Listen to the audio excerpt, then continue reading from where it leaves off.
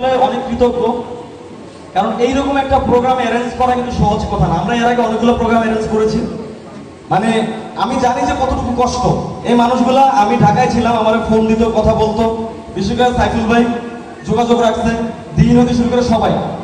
মানে এরকম একটা প্রোগ্রাম আয়োজন করতেছে কি পরিমাণ কষ্ট আর কি পরিমাণ যন্ত্রণা এই মানুষগুলো সেটা জানে। অনেক অনেক বাধা আসে এরকম প্রোগ্রামে, অনেক রকমের উল্টাপাল্টা কথাও হয়। সব কিছুরে অতিক্রম করে আজকে এই জায়গাটায় মানুষগুলো আসছে। সবাই একটু প্লিজ দয়া করে মানুষগুলো একটু হাততালি দেন, আরো জোরে হাততালি হবে। ফয়েজ ভাই, রাকিব ভাই, আরো দুইজন আছেন, তারা নাই এখানে। আমি চাই যে এরকম প্রোগ্রামগুলো প্রতি বছরে একটা হোক, হবে তো? প্রতি বছরে এরকম একটা প্রোগ্রাম হোক। আমি বাইচা থাকি আর না থাকি, আমি যদি বাইচা থাকি ইনশাল্লাহ আমি সবসময় আসবো, এখানে পার্টিসিপেট করব। এবং এই মানুষগুলোর পাশে একটু থাকবেন, আপনারা একটু যোগাযোগ রাখবেন। আর আমরা চাই আমাদের ভোলা জেলা কন্টেন্ট ক্রিয়েটরের যে কমিউনিটিটা, এটা অনেক শক্ত হোক। কি চান না আপনারা?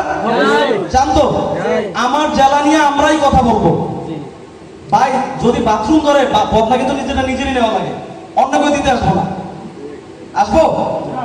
সো আমার জেলা নিয়ে আমরাই কথা বলবো, আমার জেলাকে হাইলাইটস আমরাই করবো। তবে খারাপ জিনিসগুলো একটু দূরে রাখি আমরা, ভালো জিনিসগুলো। আমার জেলায় যে পর্যটন কেন্দ্র আছে, বিশ্বাস করেন এই পর্যটন কেন্দ্রগুলোর সাথে আমরা শুধুমাত্র হাইলাইট করি, আমার জেলা আরো দূর আগে যাবে। আমার জেলা যে প্রাকৃতিক সম্পদ আছে, বাংলাদেশে যদি 5টা বা 10টা গ্যাস ক্ষেত্র থাকে, বড় গ্যাস ক্ষেত্র, সবচেয়ে বড় গ্যাস ক্ষেত্র কিন্তু আমার জেলাও আছে না? আমরা জাস্ট এই জিনিসগুলো একটু হাইলাইট করি। আমরা সবাই একসাথে থাকি, একসাথে কাজ করি।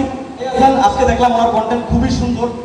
তারপরে ভাই বুঝলো জাভেদ ভাই লাগে আমার অনেক আগের করছে। জাভেদ ভাই আমার থেকে 1500 টাকা পাইবো, জুতা নিয়ে টাকা দেই না আমি, মনে আছে? আজকে ওনারা দেখে আমার মনে বলে, আসলে আমার মনে নেই। কিছু মানুষকে আসলে ঋণী রাখাটা এটা একটা মানে পজিটিভ দিক। আমি চাচ্ছি যে সারা জীবনের জন্য শাকুর লিমনকে এভাবে ঋণী রাখতে। ভাই আমি দিয়ে দেবো ভাই, কারণ এর মধ্যে আমার পেন্ডিং এটা করছে, আমি নিজে মরে যেতেছি, এমন সময় ওনার কথা মনে করছে। আরে আমার তো 1500 টাকা আমি দিইনি, তো দেওয়া লাগে।